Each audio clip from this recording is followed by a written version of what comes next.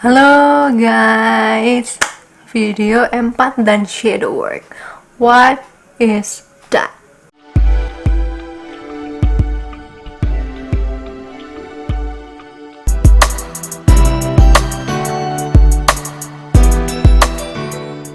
Kita bahas empat dulu ya. Empat adalah orang yang bisa merasakan emosi orang lain. At least itu yang aku tahu di 2018 awal-awal awakening. Makanya aku sering banget ngomong aku adalah empat. Yeah, that's true, itu benar. Tapi ternyata tidak seperti itu aja. Nah, ini adalah explanation-nya supaya teman-teman bisa lebih memahami ya.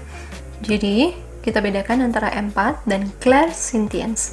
Clairsentience itu bisa merasakan sentuhan ke raga ya, sentuhan ke fisik. Kalau empat itu bisa merasakan emosi, energi, aura, nyampe. Beda kan? Clairsentience, fisik. Empat, emotion, energy in motion. Ya, itu berbeda dua hal itu. Dan ini yang menarik tentang empat. Ternyata guys, empat itu bukan kekuatan atau bakat spiritual untuk orang-orang tertentu aja. Empat itu dimiliki oleh semua jiwa. Jadi tidak ada privilege di sana. Bahkan mungkin semua orang bisa punya kalau dia nanti bisa mengasahnya. Nanti aku kasih tahu ya gimana cara untuk mengasah bakat empat kamu. Karena aku sendiri tanpa sengaja ternyata sudah melakukan hal-hal yang mengasahnya ya. Gini, jadi semua jiwa itu sebetulnya tuh kan sangat awaken. Dia tidak terbungkus oleh tubuh. Justru jiwa itu dia menyelimuti tubuh kita. Tubuh kita tuh nggak ada apa-apanya, kecil dibandingkan kekuatan jiwa seorang manusia. Makanya banyak banget manusia-manusia yang bisa melakukan hal-hal ajaib di luar logika. Karena dunia fisik dan dunia lain atau semesta itu tanpa kemungkinan, semua mungkin. Itu, dan jiwa kita tahu itu karena memang dia berasal dari dunia dan semesta yang sama, sehingga dia tahu rahasianya semua ini, jagat raya ini, dan dia bawa dalam tubuh yang ada keterbatasan fisik, jadi lupa. Nah, empat itu sebetulnya adalah sesuatu yang sudah dibawa oleh jiwa. Dia bisa merasakan kehadiran energi lain, baik ataupun buruk, dia tahu. Jadi semua orang suatu hari nanti bisa jadi empat. Itu bukan ternyata hanya orang-orang tertentu yang diberi bakat itu, enggak. Empat itu semua orang bisa. Cuman gimana cara ngasahnya ya? Ada beberapa alasan kenapa manusia jadi lebih empati dibandingkan orang lain. Biasanya ini ada hubungannya dengan pengalaman hidup, ada hubungannya dengan kebangkitan spiritual. Ya, jadi beberapa orang yang saat ini kenapa empat itu sangat banyak, karena banyak orang sedang menghadapi yang namanya spiritual awakening kan. Nah, kenapa itu bisa membuka bakat empat kamu? Karena itu menaikkan dan meningkatkan tingkat kesadaran kamu, kesadaran jiwa loh. Dan yang akan meningkatkan kesadaran tubuh kamu serta pikiran kamu. Dan disitulah empat-empat itu akan semakin terbuka. Bakat itu akan jadi sesuatu yang mungkin berbeda dari sebelum kamu awaken. Bahkan mungkin ada beberapa empat itu sudah terbuka dari lahir. Sudah terbuka, sudah sensitif, suka dicurhatin orang, suka banget untuk menganalisa emosi orang lain. Itu biasanya ada orang-orang yang kayak gitu dari kecil, itu sudah lumayan kebuka. Dan kalau memang jalannya adalah spiritual, Tuhan akan membawanya untuk meningkatkan kesadaran yang akan membuka empatnya jadi lebar. Itu yang terjadi pada saya. Bakat itu sudah ada dari kecil, tapi terbuka kemudian karena lupus saya. Cerita itu nanti ya. Sekarang kita masuk dulu gimana cara ngebuka bakat empat kamu. Yang pertama, cara ngebukanya adalah dengan tentunya meningkatkan kesadaran kita. Caranya meningkatkan kesadaran adalah banyak. Contoh pertama adalah lebih memperhatikan saat orang lain bicara. Kamu bukan cuma mendengarkan, bukan cuma sekedar tapi kamu menyimak. Di situ logikanya empati kamu akan bermain. Ya, kalau simpati kita cenderung tidak bisa mengendalikan diri kita, kalau empati kita masih paham. Nah, ini sebenarnya sebelum orang menjadi empat yang stabil, dia menjadi simpat dulu. simpat atau orang yang simpati berlebihan, keseret-seret sama emosi orang lain. Itu yang terjadi sama orang yang baru awaken. Ya, jadi itu nanti ada tahapnya untuk bisa mengendalikannya. Biasanya dengan kita terbiasa dan lama-lama kita sadar bahwa orang itu ya memang manusia itu penuh dengan emosi. Kalau kita keseret setiap kali orang cerita, ya kelar hidup kita kali ya, nggak bisa fungsional. Setelah kemampuan untuk listening, tentunya yang kedua ini ada hubungannya dengan spiritualitas, melepaskan ego. Andaikan kamu juga tidak punya bakat sixth sense atau indera keenam, kamu juga bisa kok buka empat kamu dengan melepaskan ego kamu yang akan buat kamu otomatis bakal awaken atau terbangkit secara spiritual dengan alami. Merilis ego penting karena kamu membersihkan energi kamu sehingga bakat empat kamu akan lebih kuat. Lalu terkoneksi dengan alam, bicara dengannya. Dan terakhir berdoa, meditasi setiap hari. Aku berikan contoh dalam hidupku ya, supaya kamu lebih nangkap gimana prosesnya si empat ini bisa terbuka. Aku dari kecil suka dicurhatin tuh ya, suka dimarahin papaku malah kalau teman-temanku yang laki-laki terutama nelfon kelamaan, padahal dicurhatin pacarnya, suka curigaan gitu, protektif deh. Pas aku lupus, aku menemukan diriku lebih berbeda. Kenapa? Karena saat itu kan obat-obatan medis tidak ada yang bisa nolong aku jadinya cuma bisa berserah pada Yang Maha Kuasa dong, memohon apa obatnya, karena aku tahu beliau pemilik semua penyakit dan semua obat. Di sana aku tanpa terasa membangun bakat empatiku. Pertama, sebenarnya prosesnya sederhana, cuman setiap jam 7 pagi di sawah, depan sawah untuk berdoa, meditasi, law of attraction, dan memimpikan hal-hal yang baik ya. Dan tanpa terasa lama-lama memang semakin aneh kejadian alamnya. Kupu-kupu datang, burung-burung ke sekitar aku setiap aku berdoa. Bahkan ular aja datang. Seriusan, aku juga gak ngerti kenapa jadi kayak gitu. Cuman aku pikir karena itu di sawah tuh biasa kan ya. Tapi ini aneh. Setiap kali aku habis doa, pang, bahkan sempet yang banyak banget. Jadi itu salah satu keanehan, artinya aku sudah mulai terkoneksi dengan alam. Yang kedua, waktu itu setelah alam, aku mulai bisa lebih sensitif untuk merasakan badanku. Aku merasakan aku bisa tahu dia tuh butuhnya obat apa, nggak bisanya obat apa, efek sampingnya langsung dia liatin.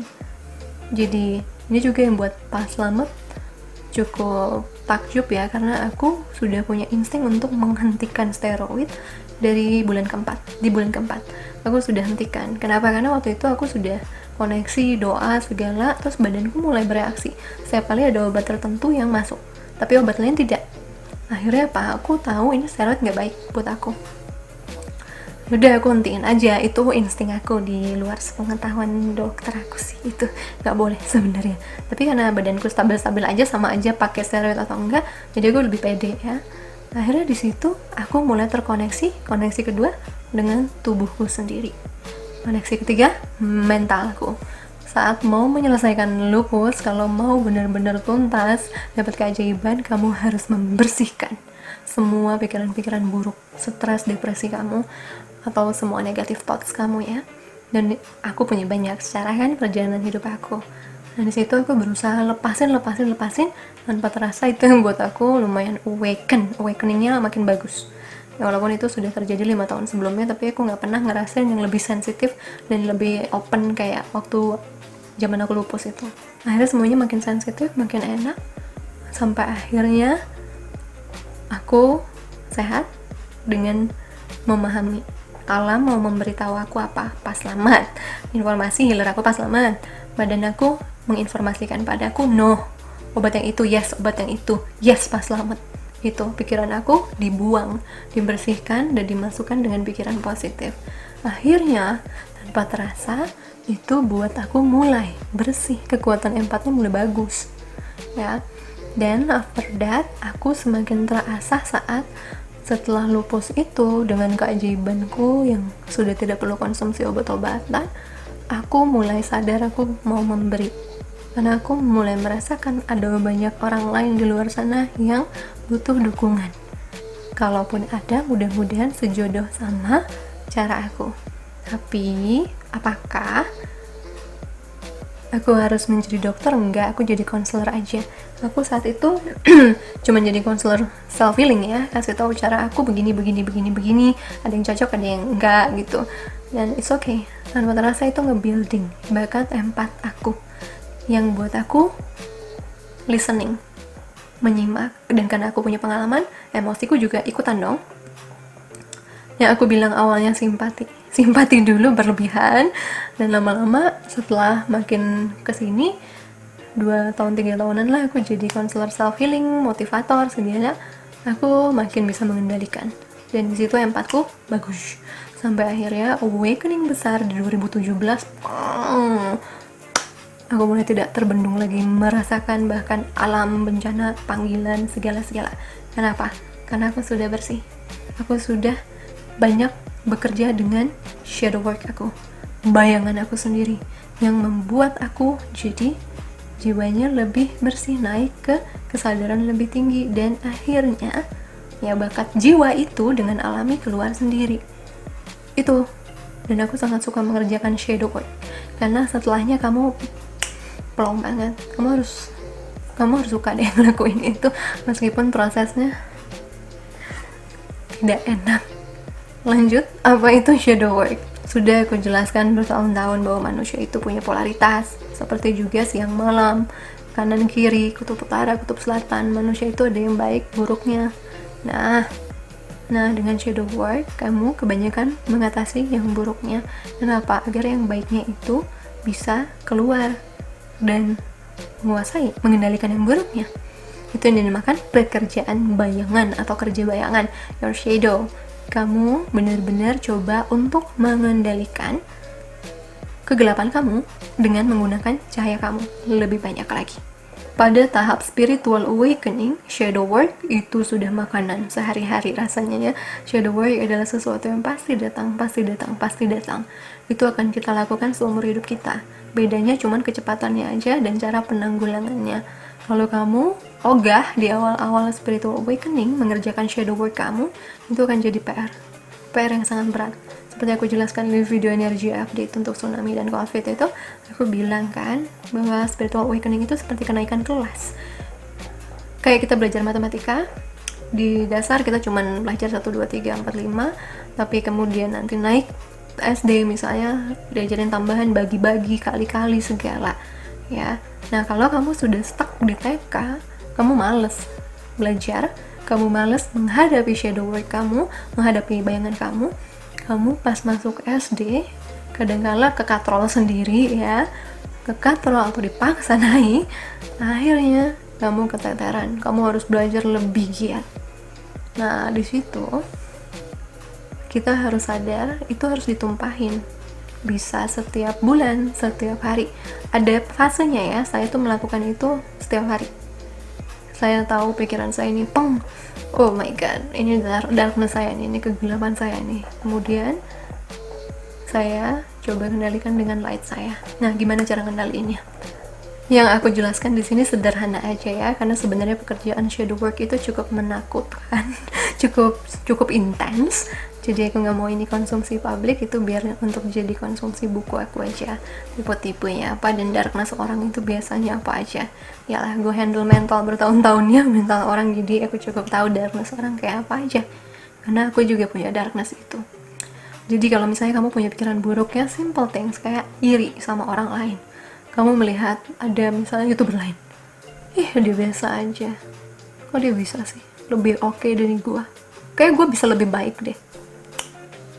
Shadow, sadar nggak? Kadang enggak, tapi efeknya shadow work sama. Buat kamu resah, buat kamu uring-uringan, kesel, bad mood, itu pasti sama. Kalau kamu sudah masuk ke situ, ada yang harus disapu itu.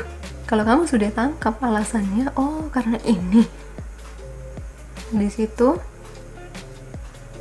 kamu bisa duduk tenang, berikan waktu, tuangkan apa sih kegelapan kamu, tuangkan dalam secarik kertas atau apapun, dimana kamu bisa mengetahui dengan gamblang, bayanganku tuh itu, kegelapanku itu, inilah.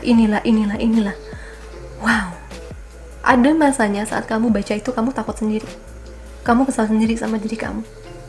Nah, di situ light kamu udah bermain. Tadinya kita ngomong wajar, besoknya kamu lihat lagi, masih wajar, minggu depannya, kok gue gini banget ya? Light kamu sudah mau masuk tuh. Light kamu sudah mau masuk, karena dia butuh proses, ya. Dia butuh proses untuk dikeluarkan, dan pada waktu shadow work, saya harus di public. Ada beberapa orang yang harus mengerjakannya sendirian, nggak butuh teman. Tapi hati-hati, kalau terlalu lama, itu nggak bakal efektif buat kamu, malah buat kamu masuk dan gampang memilih kegelapan nanti. Nah, pada waktu shadow work itu kamu mulai lihat selahnya, dan entah mengapa, karena memang kita manusia itu dasarnya baik loh guys, baik banget, memang dasarnya baik. Dan akhirnya begitu melihat kita yang harusnya aku nggak gini ya, terus gimana caranya, dan kamu akan mulai cari jalan sendiri untuk menetralisir pikiran buruk itu. Hal simpel adalah untuk mengakui kamu punya itu. Kalau kamu belum punya itu, belum mau mengakuinya, boro-boro kamu bisa nyembuhin dia. Orang penyakitnya aja nggak mau kamu akuin, masih kamu sangkal. Setelah mengakui, nanti kamu akan diberi pilihan, mau ambil jalan yang terang atau yang lebih gelap lagi. Pilihan, terutama pada fase awakening dan ascension atau peningkatan tertentu, itu akan ada pilihan.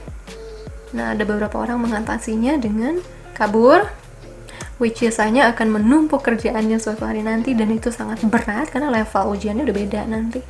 Yang dulu aja belum beres, nanti ditambah lagi yang baru untuk level up, lelah banget. And then satu lagi, kalau nggak kamu pura-pura baik, Tuhan nggak apa-apa, namanya juga ujian, kuatkan aku bro. Lo minta dikuatkan, artinya menguatkan itu ujian, itu udah bener, berarti Tuhan kasih lo ujian. Hati-hati dengan doa kamu, your wishes ya, hati-hati dengan itu. Jadi perbaiki dengan bicara, Tuhan, aku cahaya, aku bahagia, aku damai, makmur, cantik, ganteng, bla bla bla bla. Hapus satu pikiran buruk dengan 1000 pikiran baik. Itu yang saya lakukan setiap kali saya bete karena lupus nggak ada obatnya. Obatnya ada, Tuhan yang punya, kalau saya pantas saya akan diberikan, bla bla bla bla bla. Saya tumpuk semuanya. Kalahin satu pikiran buruk itu dengan pikiran baik.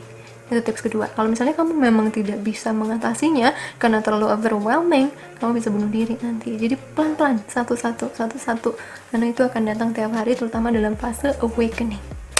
Lalu tips yang ketiga adalah dengan minta bantuan teman yang sudah kamu tahu pernah mengalami itu. Bisa minta bantuan coach kayak saya as a professional. Ada juga yang bisa minta bantuan teman yang kamu tahu sudah pernah mengalami fase itu. Cari tahu cara dia bisa jadi light lagi. Kadang kala kamu memang batu, kita memang batu pada waktu itu, kita nggak mau dengar orang karena kita merasa kita bisa mengatasi sendiri. Wajar, nanti juga kesandung sendiri kok, karena kita manusia makhluk sosial, butuh orang lain. Dan kehangatan soul family atau keluarga jiwa adalah kehangatan yang bisa bantu kamu tahu bahwa kamu tidak sendiri menjalani proses itu, nggak sendiri.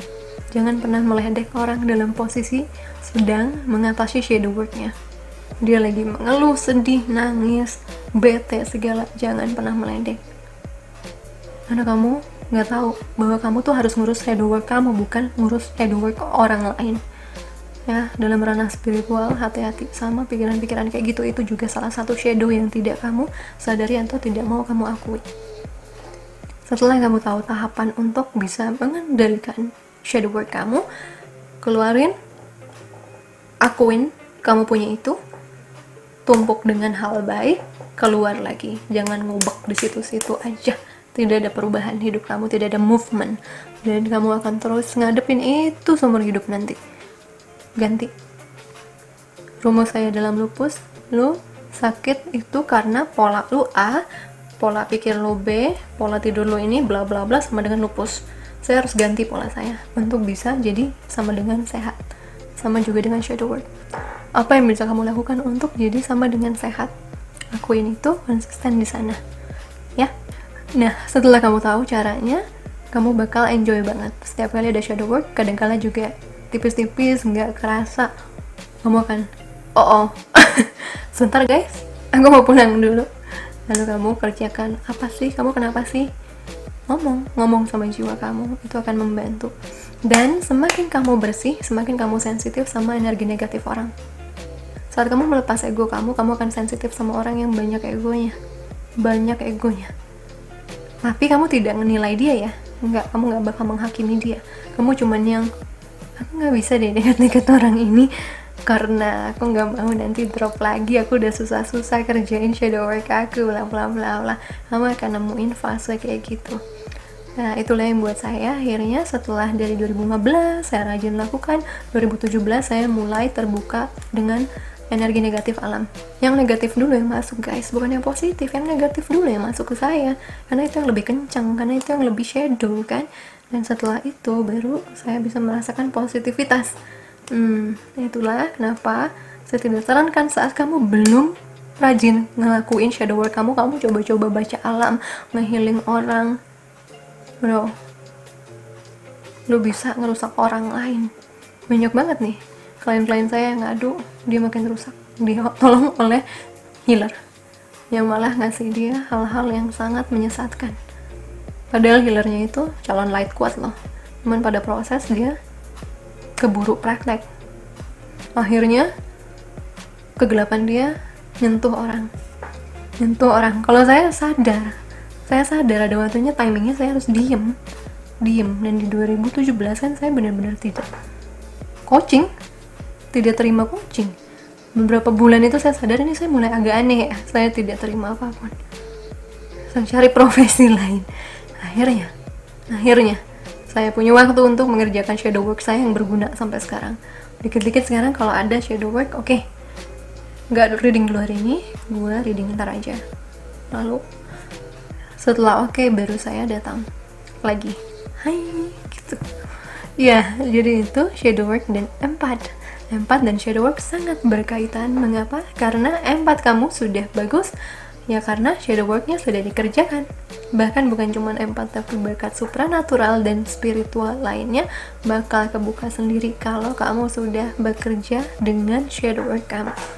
Itu yang membedakan kenapa saya bisa awaken dari orang yang tidak punya sixth sense dan akhirnya punya beberapa gifts yang dulu saya tidak punya, karena saya tipenya suka belajar untuk ngerjain shadow work saya. Tapi kalau capek ya enggak saya kerjain dulu. Ada kalanya kita di sini bukan cuma belajar, tapi kita juga untuk menikmati bumi ini, menikmati dunia dengan teman-teman kita. Belajar terus juga kan bisa capek, meledak. Dan disitulah kamu harus tahu itu waktunya kamu berhenti. Tidak mempositifkan diri kamu, tapi ngakuin capek deh. Istirahat dulu deh Tuhan, cobaannya. Istirahat dulu. Ngeluarin ego kamu itu sama dengan kamu harus bisa jujur. Kamu itu kalau mau ngeluarin ego, shadow work yang paling ampuh adalah dengan jujur. Kamu sedang tidak baik-baik saja. Kamu jangan pura-pura baik, kamu jangan pura-pura positif, jangan pura-pura semuanya baik-baik aja. Tuhan punya rencana ini, Tuhan pasti bisa akan berikan saya jalan. Begitu tidak, mendingan gue mati aja. Itulah kenapa banyak orang calon light besar gagal di ujian dark night of the soul, karena shadow worknya salah dikerjain atau nggak pernah dikerjain. Ya, shadow work adalah ngakuin bahwa kita juga punya polaritas buruk. Tuhan tidak mengharapkan kita perfect, dikasih cobaan kita ketawa, enggak, kita punya air mata buat nangis guys. Nangis, marah. Saya tuh nahan kemarahan sama Tuhan tuh ya sampai lupus, kecewa sama hidup saya. Dan akhirnya setelah lupus saya tidak akan pernah menahan lagi. Saya akan omongin sama orang-orang yang saya percaya, ini gue lagi kayak gini, mereka akan paham kok. Orang-orang sejiwa sama kamu gak bakal ngeledek kamu ya. Waktu itu saya cuma di public aja harus mengeluarkan itu, karena saya disuruh jadi contoh yang sangat rasional. Itu loh, orang awakening tuh bukan cuma soal sakti-saktinya, tapi juga soal kerjain dalam dirinya. Itu spiritual awakening, bukan supernatural awakening. Oke, gitu. Jadinya saya harus begitu. Tapi ya saya bersyukur juga sih, jadinya bisa tahu mana teman sejati dan mana yang bukan kan. Jadi once kita sudah merasa bete, marah, puas, keluar, baru kita bisa dapat formula obatnya. Tapi kalau kita pura-pura, badan kita tahu kita bohong, otak kita tahu kita bohong, sakit, aura kita jelek, bisnis bisa hancur, bla bla bla. Lebih berat lagi ujiannya, milih mati atau bener-bener sakit keras kayak saya. Jadi akuin itu, akuin, keluarin, tumpahin. Kita tuh manusia disuruh menumpahkan. Itu sehat secara psikologi, secara fisik, batin. Itu sehat. Jangan dengerin orang-orang yang ngomong, kurang rasa syukur deh lo. Semua manusia tidak akan pernah bersyukur sepenuhnya. Selalu ada kurangnya hidupnya. Jadi jangan pernah komplain hanya karena bagi kamu itu rasa syukur. Tapi bagi dia mungkin ada yang dia mau yang lebih dari itu, atau justru hal simpel yang kamu punya dia nggak punya itu. Jadi jangan pernah ngejudge orang. Kalau kamu sudah awaken, kamu nggak bakal pernah begitu. Kamu akan cuman ngurusin your shadow, bukan ngurusin punya orang, apalagi ngeledek. Nah itu berarti shadow kamu. Sadar nggak kamu punya itu? Oh itu besar, cukup besar untuk diatasi. Menganggap diri lebih baik dari orang lain padahal belum praktek. Badan kamu tahu apa saat dia mengemas, menahan. Gimana sih menahan? Menahan ambiar dia. Pikiran bisa ambiar, badan bisa ambiar. Lepasin. Kamu mau ke alam sendiri, mau cuman teriak aja, kan nggak mau maki-maki, takut sama Tuhan, silahkan. Mau nonjok sak tinju, silahkan, lepasin. Tapi jangan lari ke situ terus. Langsung hadapin lagi. Oke, saya sudah merasa lebih lega. Gimana caranya gue netralin pikiran negatif ini? Tumpuk sama yang bagus. Itu sih tips simpelnya. Ini per kasus ya, orang beda-beda cara terbaiknya. Biasanya dalam coaching baru saya tahu gimana cara terbaik untuk ngatasin shadow worknya orang. Tapi begitu kamu sudah tahu caranya, kamu akan lega. Kamu melakukannya, kamu bakal suka, enjoy, dan akhirnya karena kamu sudah ngelepasin banyak beban di pundak kamu atau di batin kamu yang tidak kamu sadar. Dan disitulah Tuhan akan kasih kamu gifts, pemahaman, higher consciousness, kesadaran lebih tinggi, bahkan pertemanan yang vibrasinya lebih tepat lagi, lebih lega lagi, lebih lancar. Setiap kali ada shadow di depan, kamu gak berat lagi karena kamu sudah ngerjain semuanya. Kamu sudah bersih, bahkan lebih cepat lagi ngadepin semua shadow yang akan datang di depan. Dan ini kerjaan seumur hidup, karena kalau kita sudah bersih, kita gak akan jadi manusia dan lahir di dunia fisik ya. Kita sudah pasti di sana, tidak akan pernah di bumi lagi ya, kerjain saja. Tapi saya yakin kamu pasti mampu. Dan kalau kamu lelah, kamu tinggal bilang, Tuhan capek, stop cobaannya, stop dulu, aku lelah gitu. Jangan ditoksik dan dipositifin. Tuhan juga paham, orang beliau yang ciptain kita nggak sempurna kok. Perangkatnya untuk ngalamin experience kayak gini itu sehat buat kita. Tapi cahaya akan selalu menemukan jalannya, meskipun dia harus tahu namanya kegelapan kayak apa. You will find your own light, yakin. Kecuali kamu memang milih mau jadi darkness. So what are you? Sending you so much love, day and light. Bye.